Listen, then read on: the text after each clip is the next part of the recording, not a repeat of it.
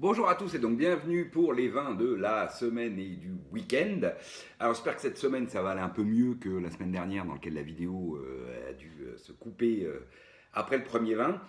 Puis en plus parce qu'une semaine où on a continué à redécouvrir, ou en tout cas c'est 2018 qui nous arrive en bouteille cette fois. Et au-delà de la Bourgogne, on a aussi rentré du Rhône et puis du pays catalan. Donc on a goûté tout ça et ma foi, on a eu de bien belles surprises. À commencer par ça un domaine que j'adore, le domaine des schistes avec sa cuvée Cône d'Anjoffre 2018. Un 100% Carignan. Alors on met le nez dessus et tout de suite, oui, c'est très joli, tout de suite sur le fruit rouge, un petit peu typé groseille, ensuite ça devient un petit peu plus fruit noir, la myrtille, puis ensuite on a ces belles notes florales, je trouve, qu'on a dans le Carignan souvent, de pivoine, de violette. Un petit côté épicé, bien sûr, comme il se doit, de réglisse, de patchouli un peu. Et puis ce fond noyau plutôt, très agréable, très joli. Ensuite on met en bouche, et là, évidemment de la structure, mais surtout ce qui m'a vraiment surpris, c'est qu'on a une sacrée fraîcheur. Alors il y a de la structure, mais il y a de la fraîcheur dans ce vin. Tout du long, qui donne d'ailleurs ce petit côté acidulé parce que c'est mûr, on est sur le fruit mûr, quoi. Donc du coup, toujours pareil, ce fruit rouge, joli tanin fin, précis, soyeux, et puis belle tonicité, c'est dynamique dans la bouche, hein, jusque dans la finale, qui est presque fraîche. Avec des épaules, c'est sûr, avec un petit regain de puissance et ce côté acidulé très friand sur le fruit rouge, le côté floral, pivoine, presque violette par moment, le petit côté épicé, réglisse, patchouli et ce fond noyau puis un peu plus cacao qui se fait un peu plus cacao clairement. Donc avec une petite pointe d'amertume classe, bref. Très joli vin et grosse surprise, donc ce millésime 2018 censé être chaud avec une telle fraîcheur. D'ailleurs la matière, on sent qu'à mon avis au domaine des schistes, ils ont dû jongler parce qu'on sent que la juste maturité entre la matière d'un côté, qui d'ailleurs nécessitera 3-4 années à mon avis, voire 5 ans, histoire de se polir un peu, parce qu'il y a de la matière, et la maturité donc des fruits et du sucre. On sent que voilà, ça a été un millésime d'équilibre. Ensuite, qu'est-ce qu'on a bu? On en a bu un autre que j'aime beaucoup aussi du domaine des schistes qui s'appelle Cazotte d'Angora et qui est cette fois le 100% grenache, grenache blanc, grenache gris. Alors là, par contre, sur ce 2018, on a un nez de pomme, clairement, hein, vraiment la pomme, avec ensuite les notes classiques de foin, de fougère, d'herbe séchée, sur un fond d'amande. Mais surtout, on a une bouche assez souple, voire tendre. Donc, on ne retrouve pas cette espèce de niaque qu'on a là dans le rouge. Alors, est-ce que c'était la bouteille? Bon, je sais pas. Après, c'est joli, il y a de la structure, ça tient hein, tout du long. Joli final, souple, avec un petit côté justement tendre et souple qui tient sur sa structure, sur la pomme, et puis le côté un foin, fougère et le fond d'amande. Joli vin, mais voilà, sur cette bouteille en tout cas, ce 2018, pas le plus grand millésime de Cazotte d'Angora que j'ai pu boire. Ensuite, on continue. Alors, on va retourner en Bourgogne quand même. On a évidemment bu un bourguignon. Cette fois, c'est le Gevrey-Chambertin aux Ételois 2018. Donc, des amis David et Nicolas Rossignol, du domaine Rossignol-Trapet.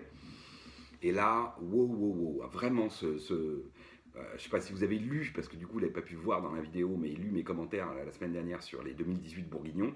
Mais moi là, ce Gevrey aux Ételois me confirme tout le bien, en tout cas tout ce que je pense de bien, c'est de ce millésime, qui est un millésime typique que j'aime beaucoup. On a un très joli nez de fruits éclatants, framboises, groseilles, c'est mûr, c'est friand. Ensuite, on a les belles notes de pivoine, puis ensuite un peu plus girofle, hein, épicé girofle, sur un fond alors légèrement fumé, grillé, parce que c'est une petite réduction très légère là, qui apporte ce petit fond un peu la classe, fumé grillé, est-ce que c'est un peu de bois, je ne saurais pas trop vous dire. Mais en tout cas, c'est très harmonieux, c'est éclatant de fruits. Belle complexité avec le côté floral et les épices. En bouche ensuite, bah, on a la bouche de ces 2018, quoi. Ça attaque avec de très jolis tanins, fins, précis, mûrs. Hein, voilà, c'est mûr, il y a du soyeux, c'est fin, c'est délicat. Ensuite, on a de la puissance, c'est tonique. Enfin, c'est plus que de la puissance, c'est que c'est tonique. Presque de la fraîcheur, quoi. Donc ça tient le vin tout du long, c'est dynamique, un peu comme les 2005, un peu comme les 2015.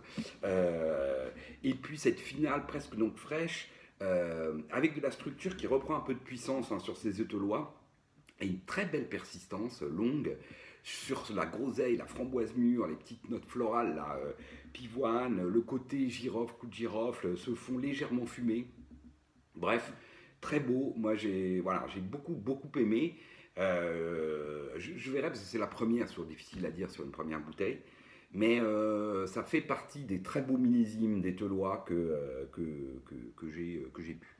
Et puis alors pour ce soir bah, on boit un vin que moi j'adore et je vous encourage tous à boire ça. C'est quoi? C'est un muscat de l'ami Michel, donc c'est sa cuvée Caroline. Donc c'est un muscat sec d'Alsace. Et ces vins qui, c'est vrai, ont un peu de mal hein, quand vous allez en Alsace, vous rencontrez les vignerons, ils vous disent bah ouais mais les muscats, voilà, plus personne n'en achète. Et c'est bien dommage parce que ce sont des vins absolument superbes. Alors nous on va faire ça ce soir avec un pas de taille, donc hein, sur tout ce qui est la nourriture on va dire asiatique, il y a plein de plats sur lesquels le muscat va très bien. Et il faut en boire parce qu'il faut qu'on garde ces muscats secs, même si j'adore le muscat de Rivesaltes, hein, du côté de, là, de mes amis de la vallée de l'Agly, mais le muscat sec d'Alsace, c'est vraiment quelque chose. Et là, je vous le dis tout de suite, voilà, on a un très beau nez, extrêmement floral, l'iris, la pivoine, voilà, ensuite une petite note presque mentholée. Il n'y a aucun élément écœurant de sucre. Hmm.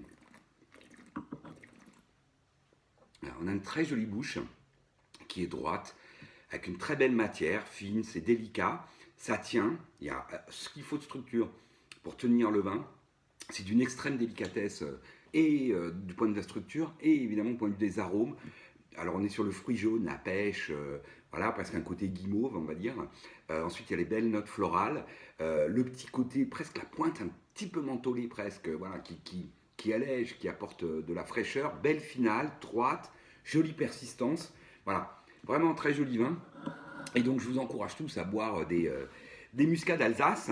Et puis on va continuer à découvrir ces 2018 qui décidément hein, me motive, voire m'excite beaucoup. Hein, on a bu le Châteauneuf du Pape, hein, je vous rappelle, il y a quelques temps.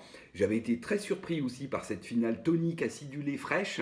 Et j'ai quelques autres Rhônes qui sont rentrés cette semaine.